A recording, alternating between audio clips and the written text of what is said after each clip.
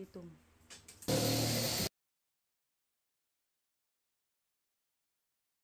Yo, what's up mga kahambol? Good day sa inyo. At ngayong off duty natin, may gagawin tayo sa bahay. Nandito nga pala kami ngayon sa hardware para bumili ng mga gagamitin sa aming DIY.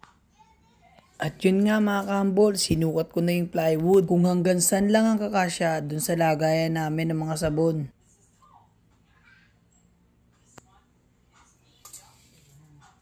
Pagtapos ko nga magsukat, syempre pinutulan na natin yung plywood.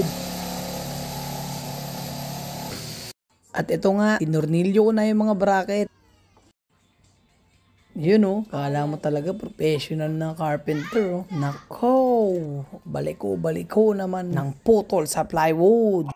Sa totoo lang mga kahambol, ngayon ko lang talaga to gagawin. Dahil nakairam tayo ng tools sa kumpare ko, si Boss Pope. Salamat nga pala sa tools na pinera mo, boss. At nagawa ko ng maayos sa mga pinapagawa ni Commander. Ngayon, alam nyo na mga kahambol, sa tuwing off duty ko, karpintero tayo sa bahay. Yun nga, Dudong, sige, butas lang, Dudong. After ko nga mabutasan, tinornilyo ko na para matapos na ang unang project. Dahil after nyan, may gagawin pa kaming dalawa. Kaya nakakapagod talaga tong araw na to. Baka iba iniisip nyo mga kahambol sa gagawin naming dalawa. Dalawang cabinet pa kasi yung gagawin ko at isa sa ilalim ng TV.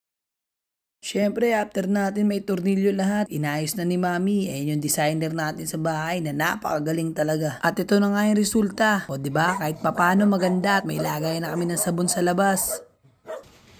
Ngayon naman, ito ang gagawin ko. Pangalawang project namin sa loob ng bahay. And nga pala, bumili kami ng marine plywood. 3/4 yung sukat niyan. 1.3 naman ang presyo. Kati-kati. Pero nakatipid na din kami. Dahil di na kami nagbayad ng gagawa. Kami na ang gumawa ni Mami. Sa totoo lang mga kahambol, di talaga ako marunong gumawa na ito. Pero nilakasan ko lang yung loob ko. Kasi inisip ko, wala rin mangyayari kung di ko susubukan eh. Kung magkamali man ako, pwede ko naman ulitin. Ganyan din dapat tayo mga kahambol sa totoong buhay. Huwag tayong matakot sumubok. Di natin malalaman yung resulta pag puro takot yung nananaig sa atin. Tignan mo nga diskarte ko dyan oh. Ginawa kong roller yung malaking kahoy.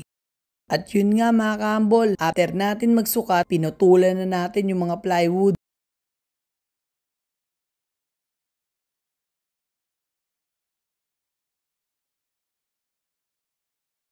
So ayun nga mga kahambol, after natin magputol, binaba ko na yung mga plywood na gagamitin namin at nilagyan namin ni Mami ng stickwell para matibay pag tinornilyo namin siya. Kita nyo naman mga kahambol, sobrang kulit ng anak namin. Pero kahit na ganun, pag sinabihan siya ng mami niya na tumigil, hindi siya nangingialam sa ginagawa namin. Sa totoo lang, ang sarap pala talaga may tool sa bahay, no? Hayaan nyo mga kahambol, susunod, bibili rin tayo niyan. Sa ngayon kasi wala pa tayong budget eh. Kaya hiram-hiram lang muna talaga.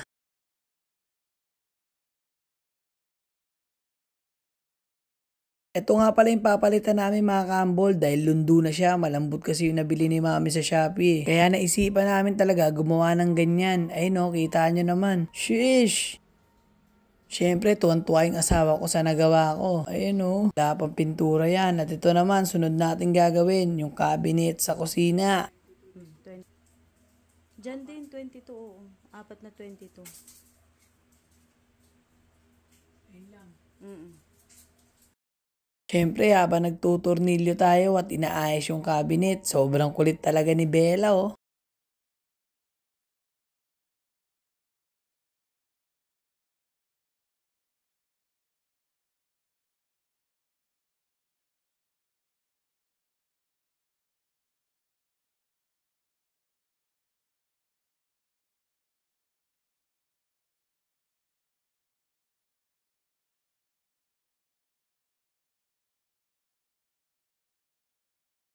At yun nga mga kahambol, after ko matornilyoan lahat, patulong ako kay Mami para hawakan niya, para ikabit ko na sa kusina yung ginawa kong cabinet. Alam nyo mga kahambol, believe din talaga ako sa asawa ko kasi ang galing niya talaga mag-design sa bahay. Kaya sinusuportahan ko na lang siya sa mga gusto niya para hindi kami mag-away.